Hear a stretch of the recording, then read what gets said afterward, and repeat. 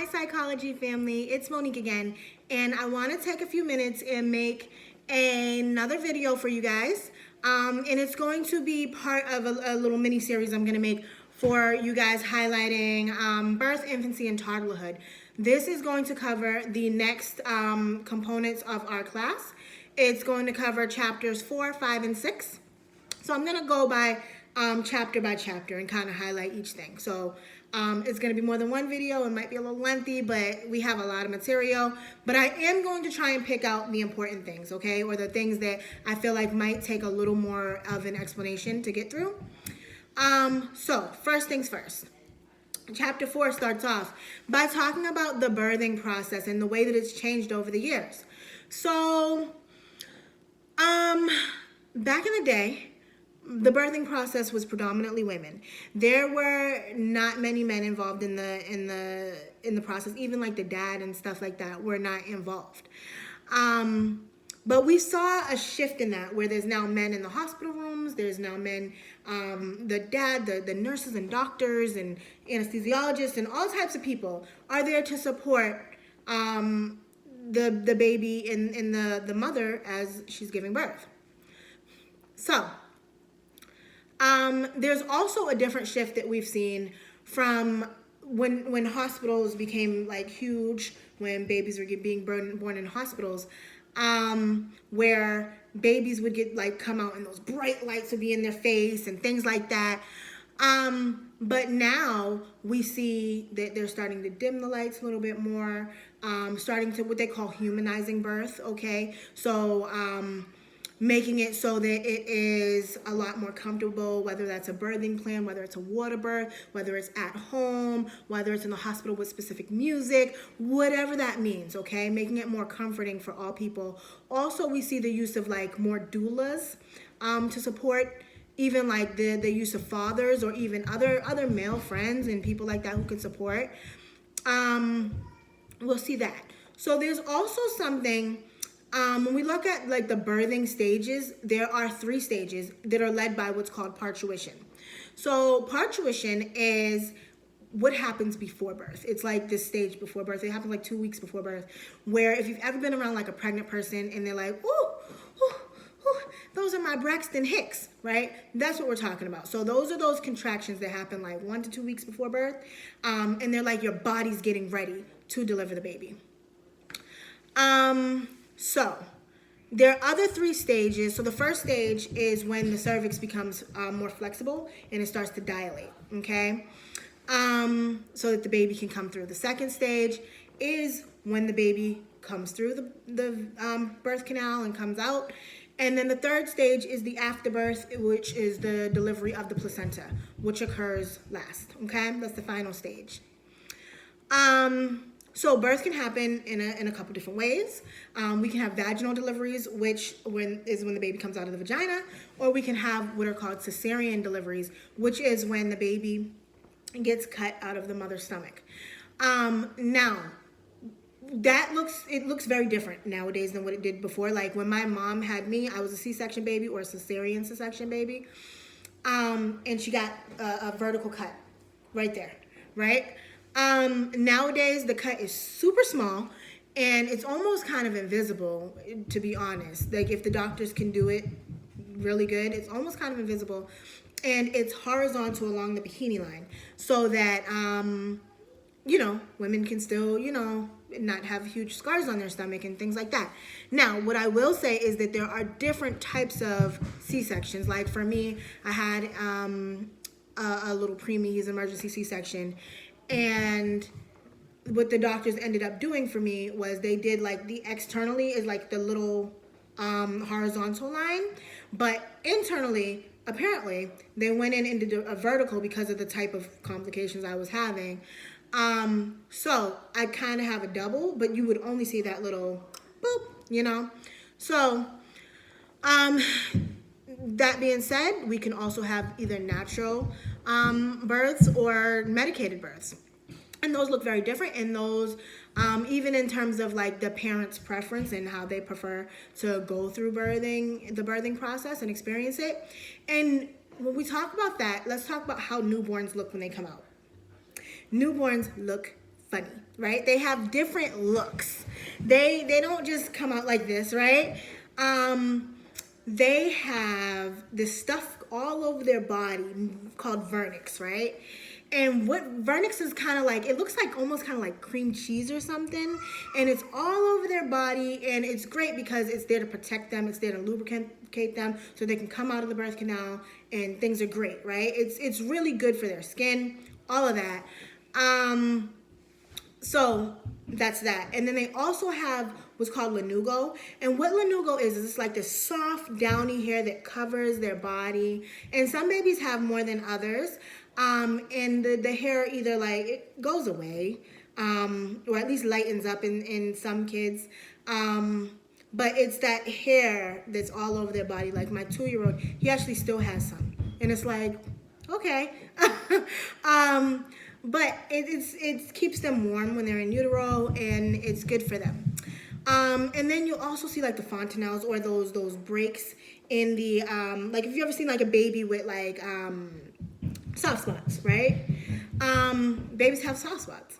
And depending on their gestational age, right? So whether or not they were further along in the pregnancy when they were born, they might even have more than one. Like I said before, I had a preemie, and he had more than just this one right here. He had some on the sides, like he had other soft spots, and those are great because during the birthing process, the baby has to come through that tiny little birth canal, right? So they do need to be able to have like more of a I don't want to call it a flexible head, but yeah, a head that can kind of, and then also when we talk about the newborn appearance, size and shape, so they come out and your average baby is 20 inches long, 7.5 pounds. So we have different kind of complications that can occur with pregnancy. I don't like this part of the class. It's not fun, but got to talk about it, right? Sometimes babies struggle with oxygen, right? Like you always hear people talk about like the umbilical cord being wrapped around their neck or something like that, or them just not getting enough oxygen. Also meconium, sometimes that's that first poop, and it's really like thick and dark and like almost kind of like it's very, very like sticky and thick. Like it's kind of indescribable other than that, but sometimes it can get caught in their breathing airways, and that could be very dangerous for babies. Another complication that we see a lot of times in babies is jaundice, and jaundice occurs as a result of the liver being immature. So the liver is one of the last things to develop in babies. And so especially if you have like one that was born a little bit early or something like that, you'll see that they're a little jaundice, which is when their skin is kind of a little yellow, right? Which is hard to tell on babies of different complexions, right? Like if a baby came out and a baby was my complexion, for instance, you might not be able to tell if they're jaundiced. But you look at like their gums or their tongue or their eyes or the beds of their nails, right? For that yellowish color, right? But so those are some of the complications that you see.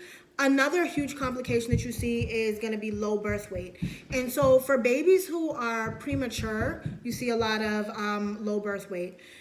Let me backtrack. What do I mean by premature? Prematurity is any baby that is born before 37 weeks. So my 12-year-old, he was born at 36 weeks and 6 days. He was technically premature, okay? So, it's a very strict cutoff. And post-mature is anything that's 42 weeks or more, okay? So anything, like if you've ever seen those people and they're like, when do you do, girl? I feel like you've been pregnant forever, and their belly's way out there. And they're like, yeah, I was due 2 weeks ago. They're post-mature. And so they probably have an appointment to get either induced or have the doctors perform a C-section, okay? So back to the idea of prematurity. There are different, hold on 1 second. There we go. There are, sorry, I lost my train of thought because I had a little notification. So when the baby comes out, one of the things that's signifies being low birth weight is being 5.5 pounds or smaller. And there are different things that, like different forms of treatment that doctors and medical professionals do in order to kind of combat that. One thing that they do, which they kind of do for most babies, is called kangaroo care or skin to skin. And this is when a family member, whether it's a younger sibling or an older sibling, or whether it is a parent or a grandparent or a friend or somebody comes in, and they basically, like, they'll open up their shirt and put the baby's naked body on their naked body, and just that skin to skin contact will help in a lot of ways that a lot of people don't think about. So it helps with like breathing and respiration, helps with heart rate, helps with that connection, that human connection. And we'll talk more about that in the chapter soon to come. They also include things like surfactant, which is a substance that they give the baby in order to help expand and contract those lungs, right? Another thing that they do for babies is just the treatment of being in an isolette. An isolette is one of those cribs that you see in the hospital, and it's like clear, like one of those big clear, and you can stick your arms in. It's really great because it allows for a lot of dynamic treatment. So you can stick the little leads in, those little stickers that go on the baby and will track them, right? You can move the bed up and down and up that way, right? You can regulate the temperature. It's huge for thermal regulation. It helps to get that baby's temperature where it needs to be, especially if a baby is born a little underweight. Sometimes they struggle, a lot of times they struggle holding that temperature. So some other things that we see with little ones. Oh, so as soon as the baby comes out, by the way, they're assessing the baby, okay? So you know how when someone gives birth, the first thing the doctor does is take the baby over to the little table? They're assessing that baby. They're looking for that big gasp of air before the right? They're looking for skin complexion. They're looking for the way the baby is moving, the way the baby's eyes look. They're looking at all types of things with that baby. And that's to be said that there will be assessments throughout childhood and well into adulthood, okay, constantly. Stillbirth is another thing that we got to talk about that I don't like talking about, but this is when children are born, or babies are born and they've already passed away. And this happens after 20 weeks. After 20 weeks, it's considered a stillbirth. Before 20 weeks, it's considered a miscarriage, like we had spoken about before.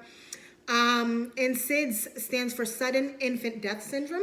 That is something that occurs in little ones where this is really sad. The baby goes to sleep and essentially never wakes up and passes away in its sleep.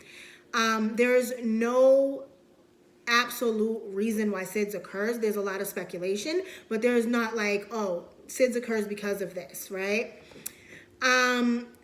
They say that it might be because of like a genetic defect. They say it might be because the baby is going to sleep wrong, like going to sleep on its belly. Sometimes they say it's because of suffocation. Sometimes they say it's because the baby suffocated in the throw up, or they're on the sheets or something like that. Now, what I will say, just to kind of get back on a positive note, children during the first 3 years, they grow super, super fast. So they grow faster than any other time in their life. And one of the major ways that we help with that is through feeding them. Babies are often fed through breastfeeding. Breastfeeding is recommended for at least 6 months. And if you do not decide to breastfeed, use an iron-fortified formula. Now, the reason why breastfeeding is so recommended is because it's very digestible, made for the baby. It combats future allergies and infections, and even may reduce the risk of SIDS. And it also is linked to better cognitive performance in children. Now, many women choose not to breastfeed. And why might women choose not to breastfeed? Because of anything. Maybe it hurts their nipples. Maybe the baby wasn't able to latch on. Maybe they're not producing as much milk as the baby needs. Maybe they just don't want to, right? So whatever it means, as long as that baby is being fed, it doesn't matter if the baby's being breastfed or formula fed, as long as that baby is being fed and loved up on. In terms of senses, the senses that the babies get, the first one is a sense of touch.